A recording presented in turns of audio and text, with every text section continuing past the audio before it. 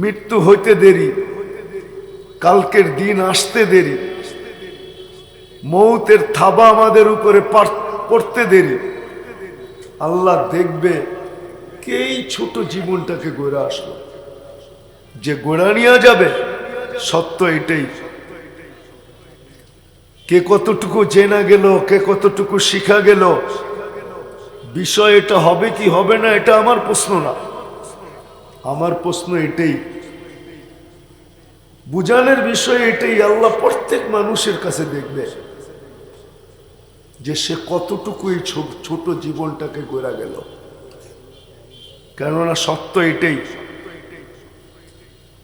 এটাই সত্য যে আল্লাহ জীবন গড়া দেখবে, যে কতটুকু জীবনটাকে গড়ল। আর আসলে সত্য এটাই, আমাদের এই জীবনটা গড়ার জন্য, কাটানোর জন্য না। যে গড়া যাবে সেই আল্লাহর কাছে পরিচয় পাবে, পরিচিতি পাবে, ইজ্জত পাবে, সম্মান পাবে, স্থান পাবে, জায়গা পাবে, চিরদিনের জন্য শান্তি পাবে। যদি যুবকও গড়া যায় সেও পাবে, গরিব থেকে গরিবও যদি গড়া যায় সেও পাবে। নাইলে আল্লাহ রসুল সাল্লাল্লাহু আলাইহি ওয়াসাল্লাম এই দোয়া কোনোদিন করতেন না, অহশুরনি ফি জুমরাতিল মাসাকিন। বোঝা গেল এখানে কোনো রহস্য লুকায়িত আছে, যে আল্লাহ রসুল দোয়া করতেছেন কিয়ামতের দিন, আল্লাহ ওই গরিবের মাঝে আমাকে উঠায়েন যে গরিব নিজের এই জীবনটাকে গড়া গেছে। নাইলে দুনিয়া হাজারো শ্রেণীর মানুষ রয়ে গেছে, আল্লাহ রসুল কোন শ্রেণীর ভিতরে উঠতে চান না, চাইছেন ওই গরিবের মাঝে উঠায়েন যে এই ছোট জীবনটাকে গড়া গেল। বোঝা গেল কোনো রহস্য এখানে লুকায়িত আছে, আর রহস্য এটাই সত্য। সবাইকে তো আমাদের হিসাব কিতাবের কাঠগোড়ায় দাঁড়াইতে হবে, কিন্তু যেই গরিব হওয়া সত্ত্বেও এই ছোট জীবনটাকে গড়ল, 60-70 বছরের জীবন, এটাকে যে গড়ল, কিয়ামতের দিন আমার বিশ্বাস তাকে তো কাঠগোড়ায় দাঁড়াইতে হবে না, বরং কিয়ামতের দিন তাকে এটাই বলা হবে, ইন্তাকালু ইলাল জান্নাতি বিগাইরি হিসাব ওয়ালা কিতাব। না তোমার হিসাব, না তোমার কিতাব, চলো সিধা জান্নাতে। এই জন্য আসেন, এই সম্মেলন এটার জন্যই, শুধু শুনানের জন্য আর শোনার জন্য না, শুনানের জন্য আর শোনার জন্য না। যেই ব্যক্তিত্বের নামের উপরে প্রতি বছর এটা হয়, উনিও ছিল, একদিন চলে গেছেন, আজকে ওনার নামের উপরই প্রতি বছর সম্মেলন হয়, একদিন আমরাও চলে যাব। কিন্তু বাবার বিষয়, আমি আমার ছোট জীবনটাকে গড়লাম কতটুকু। যেই কজনই আপনারা এখানে বসে আছেন, আমি যখন আসছি তখন দেখছিলাম ময়দান ভরা, যে কজনই বসে আছে, একজনও মনে হয় এখানে হবে কিনা সন্দেহ, যে আমি নির্জনে কখনো 2 মিনিট বসে এটা ভাবি যে আমার জীবনটা তো ছোট, লীলা খেলা যেই কোনো মুহূর্তে শেষ হইতে পারে। কেননা আল্লাহর এটা সিস্টেম, নিয়ম আল্লাহর এটা, যে মানুষ কারণ ছাড়া মরে না। আর এটাও মনে হয় মালাকুল মৌতের কোনো প্রশ্নের উত্তরই ছিল। মালাকুল মৌত যখন আল্লাহকে ভাবতেছিলেন যে নিয়ে তো আসবো, মানুষ তো আমাকে নিয়ে আলোচনা করবে সারাদিন, তা আল্লাহ প্রতি উত্তরে বলছিলেন, লা আজআলু লিল মৌতি সাবাবা, আমরা মৃত্যুর কারণ বানায় দিব।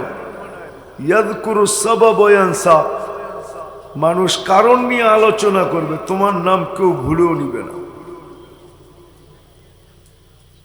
কেউ এইখানে মনে হয় আমরা নাই যে 2 মিনিট নির্জনে বসা ভাবি আলহামদুলিল্লাহ, আলহামদুলিল্লাহিল্লাযী লা তারাহুল উয়ুন ওয়া লা তুখালিতুহুদ দুনুন ওয়া লা ইয়াসিফুহুল ওয়াসিফুন ওয়া লা তুগায়্যিরুহুল হাওয়াদিস ওয়া লা ইয়াখশাদ দাওয়াইর يعلم مثاقل الجبال ومكائل البحار وعدد قطر الأمطار وعدد ورق الأشجار وعدد ما ظلم عليه الليل وأشرق عليه النهار ولا تواري منه سماء سماء ولا أرض أرضا ولا بحر ما في قاري ولا جبل ما في واري هو الحي القيوم علي العظيم جواد الكريم حنان منان فعال لما يريد والصلاة والسلام على حبيبنا المصطفى الذي بعثه إلى الجن والإنس بشيرا ونذيرا داعيا إلى الله بإذنه وسراجا منيرا أما بعد فأعوذ بالله من الشيطان الرجيم بسم الله الرحمن الرحيم وإن تطيعوه تهتدوا وقال رسول الله صلى الله عليه وسلم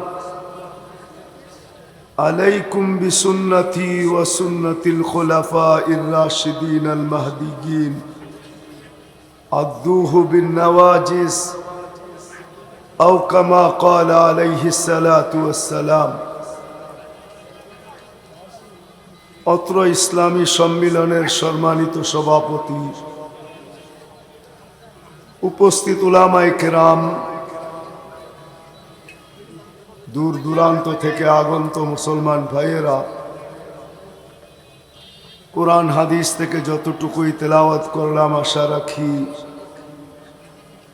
একই সামনে রেখে কিছু কথা রাখবো সাথে সাথে দোয়ার দরখাস্ত আল্লাহ আমাকে আপনাদেরকে সমগ্র শ্রোতাকে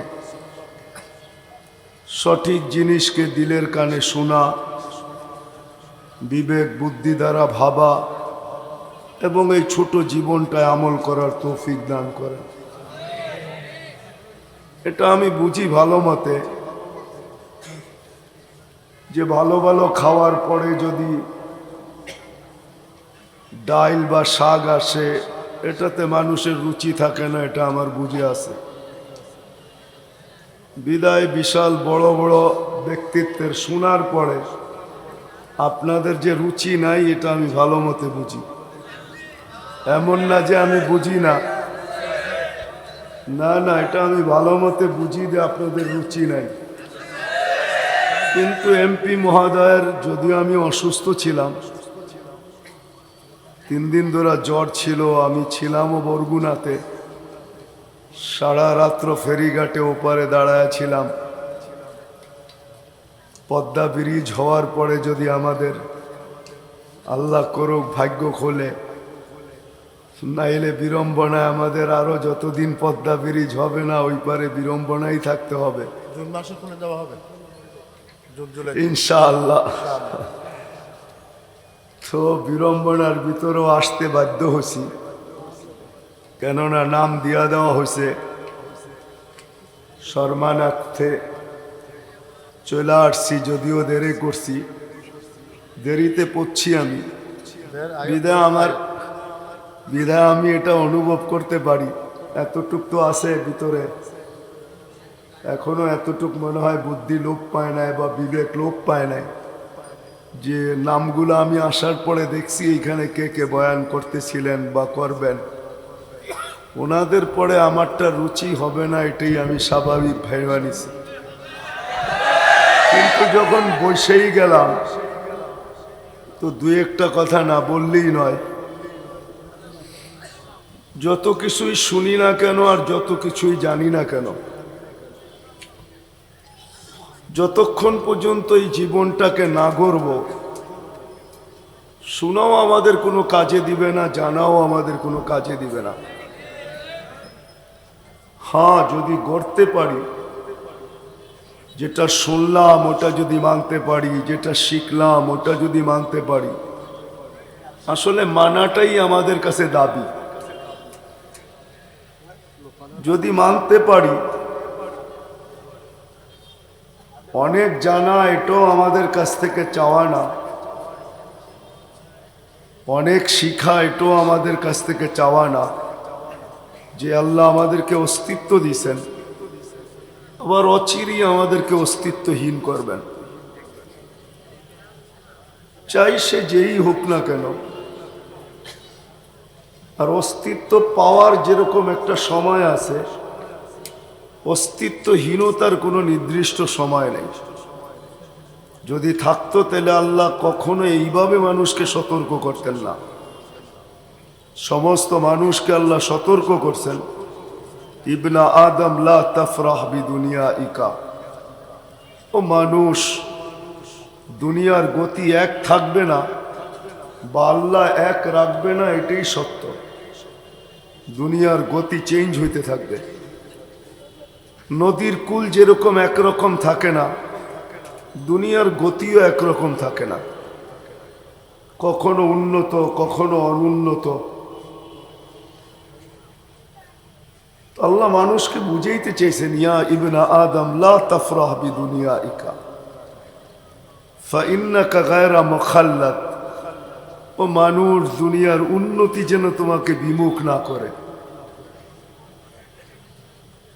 কেননা তুমি চিরঞ্জীব না।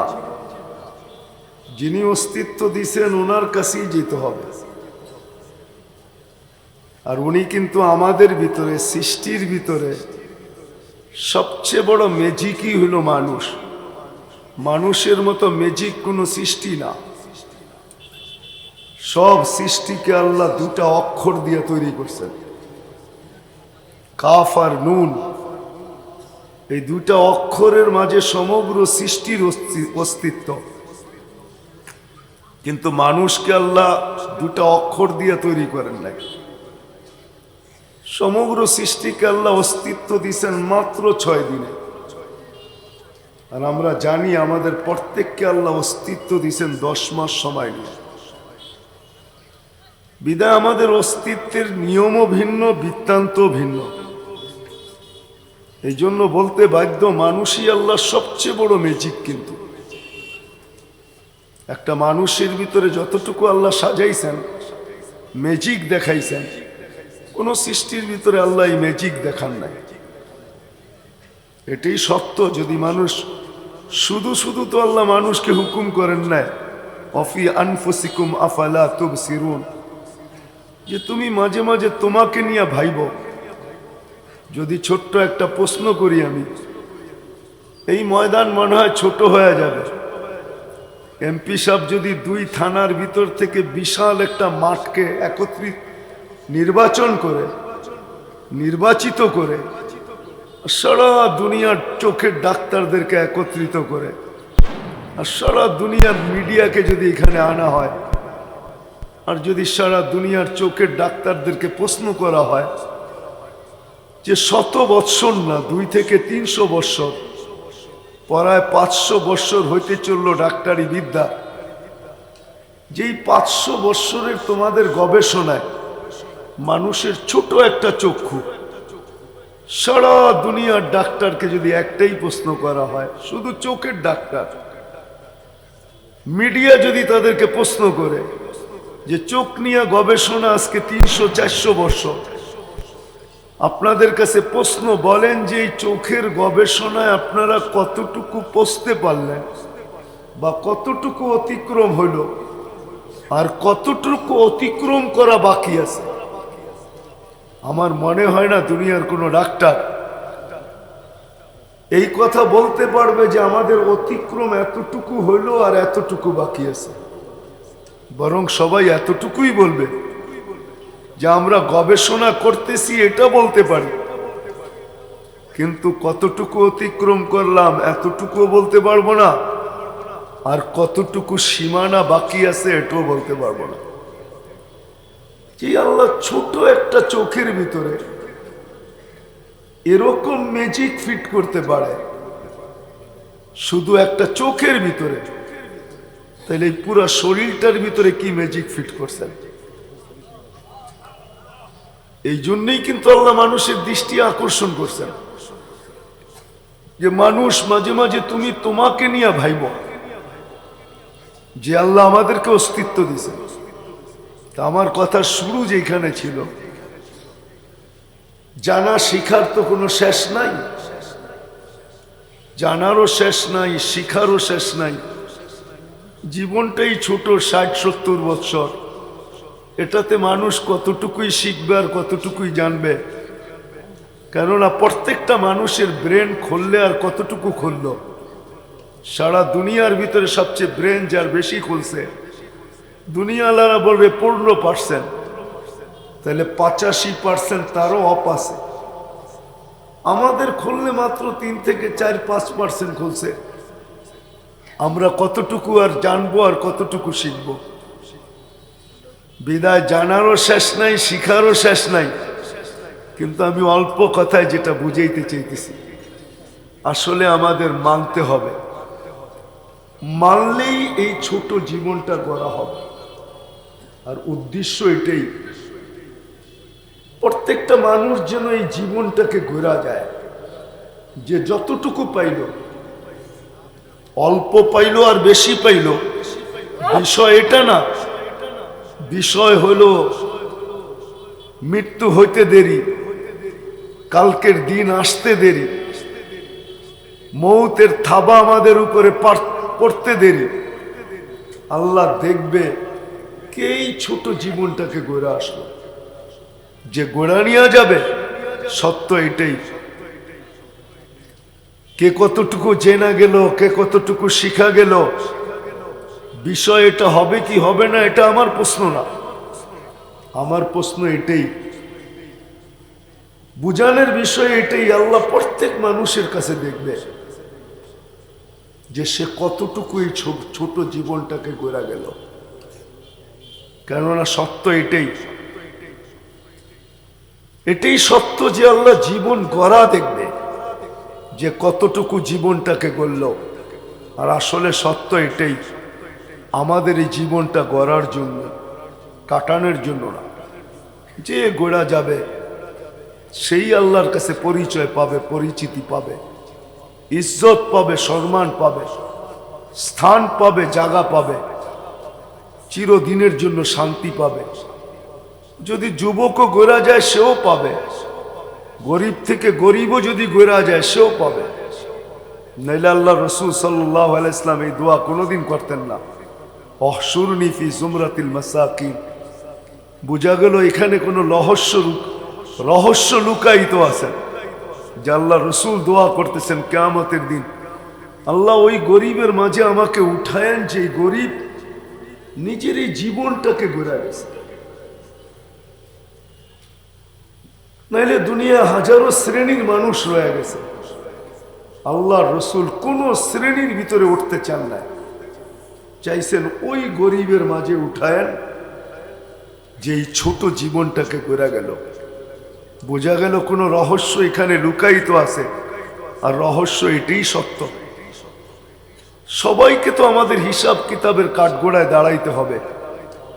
কিন্তু যেই গরিব হওয়া সত্ত্বেও এই ছোট জীবনটাকে গড়ল, 60-70 বছরের জীবন, এটাকে যে গড়ল, কিয়ামতের দিন আমার বিশ্বাস তাকে তো কাঠগোড়ায় দাঁড়াইতে হবে না, বরং কিয়ামতের দিন তাকে এটাই বলা হবে, ইন্তাকালু ইলাল জান্নাতি বিগাইরি হিসাব ওয়ালা কিতাব। না তোমার হিসাব, না তোমার কিতাব, চলো সিধা জান্নাতে। এই জন্য আসেন, এই সম্মেলন এটার জন্যই, শুধু শুনানের জন্য আর শোনার জন্য না। শুনানের জন্য আর শোনার জন্য না। যেই ব্যক্তিত্বের নামের উপরে প্রতি বছর এটা হয়, উনিও ছিল, একদিন চলে গেছেন। আজকে ওনার নামের উপরই প্রতি বছর সম্মেলন হয়, একদিন আমরাও চলে যাব। কিন্তু বাবার বিষয়, আমি আমার ছোট জীবনটাকে গড়লাম কতটুকু। যেই কজনই আপনারা এখানে বসে আছেন, আমি যখন আসছি তখন দেখছিলাম ময়দান ভরা। যেই কজনই বসে আছে, একজনও মনে হয় এখানে হবে কিনা সন্দেহ, যে আমি নির্জনে কখনো 2 মিনিট বসে এটা ভাবি যে আমার জীবনটা তো ছোট, লীলা খেলা যেই কোনো মুহূর্তে শেষ হইতে পারে, কেননা আল্লাহর এটা সিস্টেম, নিয়ম আল্লাহর এটা, যে মানুষ কারণ ছাড়া মরে না। আর এটাও মনে হয় মালাকুল মৌতের কোনো প্রশ্নের উত্তরই ছিল। মালাকুল মৌত যখন আল্লাহকে ভাবতেছিলেন যে নিয়ে তো আসবো, মানুষ তো আমাকে নিয়ে আলোচনা করবে সারাদিন, তা আল্লাহ প্রতি উত্তরে বলছিলেন লা আজআলু লিল মৌতি সাবাবা, আমরা মৃত্যুর কারণ বানায় দিব। ইয়াযকুরু সাবাব ওয়া ইয়ানসা, মানুষ কারণ নিয়ে আলোচনা করবে, তোমার নাম কেউ ভুলেও নিবে না। কেউ এইখানে মনে হয় আমরা নাই যে 2 মিনিট নির্জনে বসা ভাবি যে যেই কোনো মুহূর্তে আমি চলে যেতে পারি।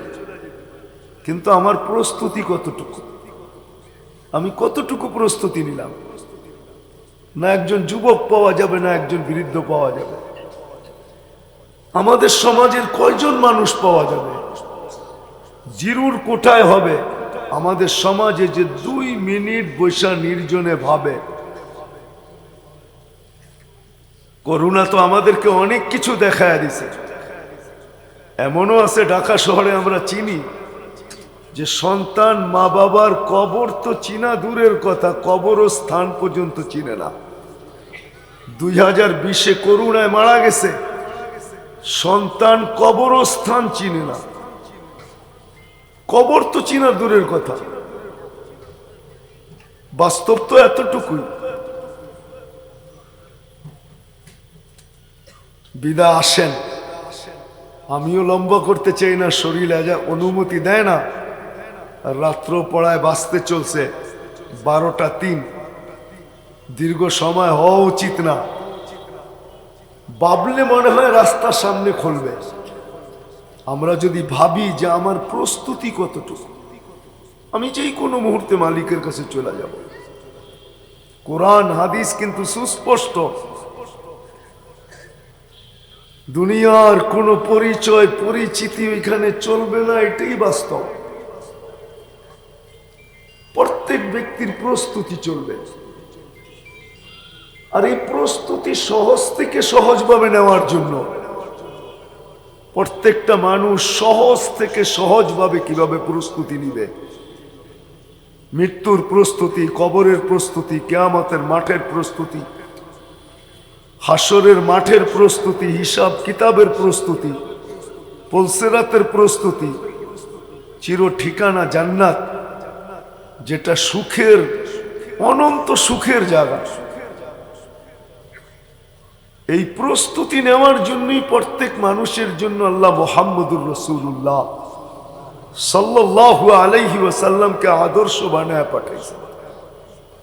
আল্লাহর রসুলের আদর্শের ভিতরে হয়তো যুবকরা রাগও হইতে পারে, নাফিতের দোকানে সবাই যায়, সেলুনে সবাই যায়, সব যুবকরা যায়, আমরাও যাই। কিন্তু প্রত্যেকটা সেলুনে কতগুলো ছবি টানানো থাকে। গেলেই সেলুনওয়ালা জিজ্ঞাসা করে তোমাকে কোন কাটিং এর কাটিং দিব, চুলটা কিভাবে কাটবে। কিন্তু আমার মনে হয় না আজ পর্যন্ত আমরা যারা চতুর্দিকে ছড়ানো ছিটানো যারা দাঁড়ানো আছি, আজ পর্যন্ত মনে হয় না সেলুনে যে এই কথা বলছি যে তোমার ছবিগুলা রাখো, আজকে আমাকে আমার নবীর স্টাইলে চুল কেটে দাও। রাগ হয়েন না, যে আমার নবীর স্টাইলে, আল্লাহর রসুলের স্টাইল আল্লাহর কাছে প্রিয়। আল্লাহর রসুল উম্মতকে বড় ভালোবাসতেন। আল্লাহর রসুল উম্মতকে বিচ্ছেদ দেন নাই, মহব্বত দিছেন, মহব্বত। উম্মতকে উম্মত বানাইছেন, মহব্বত দিছেন, বিচ্ছেদ দেন নাই যে উম্মত আপোষে বিচ্ছেদ হয়ে যাবে, টুকরা টুকরা হয়ে যাবে, এটা দেন নাই। উম্মতকে মহব্বত দিছেন, এক জীবন দিয়ে গেছেন আমাদেরকে। আমি তো এটাই ভাবি, মা বোনরাও পার্লারে যায়, কিন্তু পার্লারও নাকি শুনছি বিভিন্ন ডিজাইন থাকে, যে মেহেন্দির ডিজাইন কিরকম হবে, চুল আচরণের ডিজাইন কিরকম হবে। আমার মনে হয় না বাংলাদেশে কোনো মা বোন খুঁজে পাওয়া যাবে যে পার্লারে যায় এই কথা বলছে তোমার সব ডিজাইন রাখো, আজকে আমাকে ফাতেমার সাজে সাজায় দাও।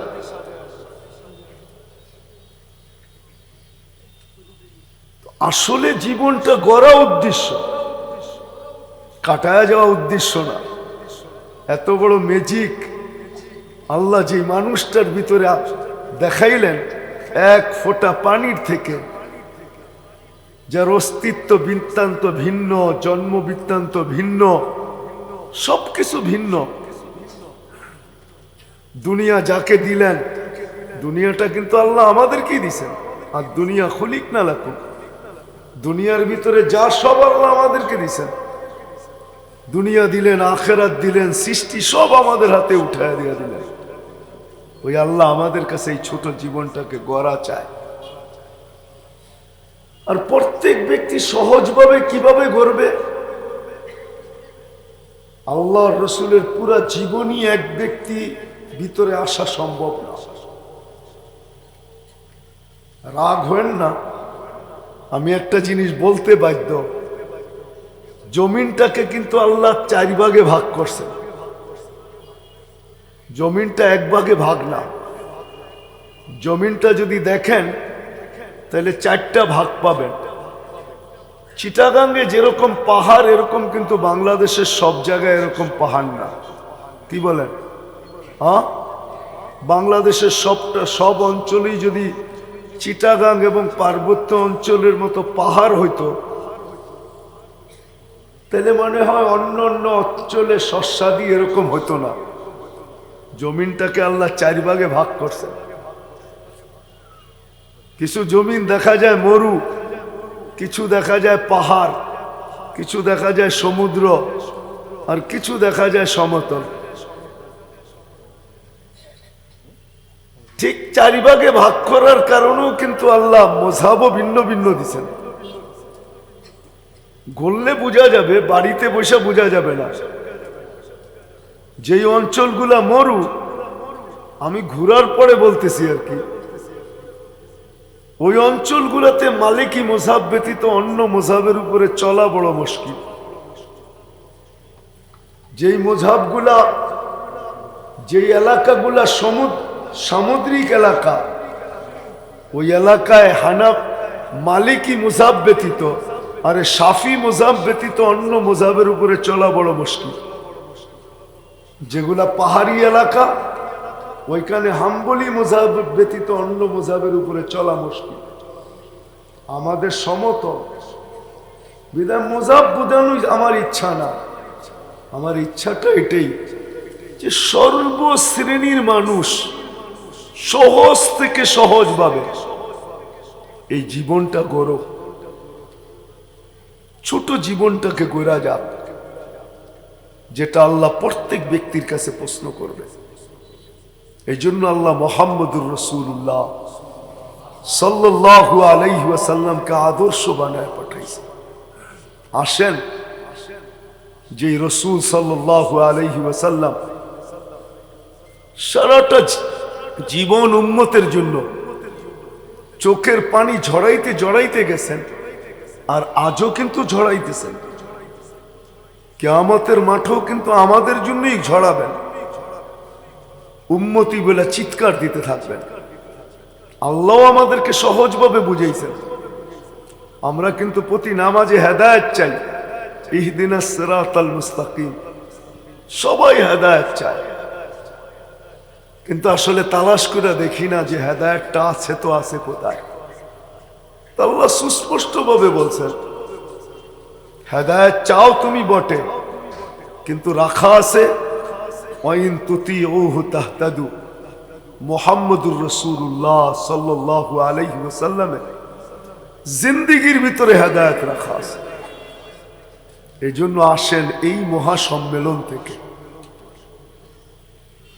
আমরা সবাই প্রতিজ্ঞা করি যে আল্লাহ রসুলের আদর্শকে শিখব যতটুকু সাধ্য। কেননা সুযোগ আল্লাহ রসুলই দিয়ে গেছে। আমার মনে আছে, আমি 5 থেকে 7 বছর আগে যখন আমি মাদাগাস্কার ছিলাম, সফর করতেছিলাম, মাদাগাস্কার দীর্ঘ সময় ফ্রান্সের আন্ডারে ছিল, যদিও ইতিহাসে পাওয়া যায় এটার নাম ছিল মদিনাতুল আসকার, কিন্তু এখন নাম চেঞ্জ হয়ে হয়েছে মাদাগাস্কার। আমি কোনো এক এলাকায় ছিলাম, তো মুসলমান দেখার পরে আমি জিজ্ঞাসা করছিলাম যে তোমরা কি মুসলিম? তো একজন বলতেছিল তো আমি 100% মুসলিম। কি 100% মুসলিম? তো আমি আমার ছবিটা আমার মোবাইল থেকে একটা ছবি দেখায় তাকে বুঝাইতেছিলাম যে আচ্ছা তুমি যদি 100% মুসলিম হও তাহলে এটা কত পার্সেন্ট মুসলমান? তো তার চোখে পানি চলে আসছে। সে আমাকে বুঝাইতেছিল দেখো দীর্ঘ এত বছর ফ্রান্সের আন্ডারে থাকার কারণে মাত্র ওইখানে 20 লক্ষ মুসলমান, বাকি সব খ্রিস্টান হয়ে গেছে। তো সে আমাকে বলতেছিল যে দেখো কিছু আমাদের কাছে নাই, এটা সত্য, কিন্তু আমাদের এই দিলের ভিতরে একটা কলেমা আছে। তা আমার ওই সময় হাদিস মনে উঠছে যে আসলে আল্লাহর রসুল তো আমাদেরকে বলে গেছিলেন যে একটা সময় আসবে আমার উম্মত যদি 100% না 10%ও যদি মানে, সায়াতি আলা উম্মতি জামান 10%ও যদি আমার আদর্শকে অনুকরণ করে, তা আল্লাহ রসুলের ওয়াদা লা নাজা, আমার উম্মত পার পাওয়া যাবে। আবার এই হাদিসও আছে যে শুধু কলেমা তাকে জান্নাতে নিয়ে যাবে। তো তার চোখের পানির কারণে তার পিঠে আমি হাত বুলাইতে বাধ্য হয়েছি যে না সত্য, তুমি যে শুধু একটা এই পরিবেশের ভিতরে একটা কালিমাকে ধরে রাখছ, বিদা আমি তোমাকে সেলুট করতে বাধ্য। আমার যদি আমার কাছে এরকম পরিবেশ হতো, মনে হয় তুমি কালেমাটাকে ধরে রাখছো, আমি এটাও ধরে রাখতে পারতাম না। তো সে চোখের পানি ছেড়া বলতেছিল মুফতি সাহেব কিছু নাই আমাদের কাছে সত্য, নামাজ নাই, রোজা নাই, হজ নাই, যাকাত নাই, কিচ্ছু নাই। আপনাদেরকে আমি বুঝাইতে পারবো না, ওর পোশাক পর্যন্ত নেই, কিন্তু তার একটা কথা ছিল যে আমার এখানে একটা কলেমা আছে। তাহলে ওই আবু যার রাদিয়াল্লাহু তাআলা আনহু ওই কথাই সত্য যে একদিন কলেমা কিন্তু মানুষকে জান্নাতে নিয়ে যাবে। তো যেটা আমি বুঝাইতেছিলাম শেষ কথা, হুজুর চলে আসছে যে আল্লাহর রাসূল কিন্তু আমাদের জন্য কনসিডার করছেন, 100 ভাগের থেকে 10 ভাগে নিয়ে আসছে যে একটা সময় আসবে আমার উম্মত যদি আমার স্টাইল, আমার কেরিয়ার, আমার আদর্শ, আমার লাইফ স্টাইল, আমার জিন্দেগি 10 ভাগও যদি অনুসরণ করে 10 ভাগ, তাইলেও কিন্তু পার পাওয়া যাবে। বিদায় আসেন, শোনা অনেক হইতেছে, বলাও অনেক হইতেছে, শিখাও অনেক হইতেছে, পড়াও অনেক হইতেছে, কিন্তু আসল সত্য কথা এটা যে আমাদের জীবনে নবীর আদর্শের অনুকরণ কতটুকু হইতেছে। আমি তো যুবকদেরকে বলবো যে যুবক, যদি তুমি জীবনে একবারও যাও সেলুনে যায় বলো যে আজকে আমাকে আমার নবীর স্টাইলে চুল কাটা দাও, আর তোমার মনের থেকে মহাব্বতের সাথে যদি তুমি বলে থাকো, তো আমার বিশ্বাস হইতে পারে এই চুল কাটাও তোমাকে জান্নাতে নিয়ে যাবে। কেন আল্লাহ রসুলের স্টাইল আল্লাহর কাছে বড় প্রিয়। এই জন্য সবার কাছে দরখাস্ত, আসেন, জানা শিখা পড়া লেখা অনেক হয়ে গেছে, আসেন। বাদা দিন গরিবা সায়াউদু কামা বাদা ফাতু, সুন্নত, কেরিয়ার, লাইফ স্টাইল আমাদের কাছে বড় ঘৃণিত, দীক্ষিত, অবহেলিত, বঞ্চিত, লাঞ্ছিত। আসেন আমরা সবাই মিলে প্রতিজ্ঞা করি যে আজকের থেকে আল্লাহ রসুলের আদর্শ শিখব এবং আল্লাহর রসুলের আদর্শের মাধ্যমে এই ছোট জীবনটাকে গড়ব। কি রাজি? পাক্কা? আল্লাহ আমাদের সবাইকে আমল করার তৌফিক দান করেন। ওমা আলাইনা ইল্লাল বালা।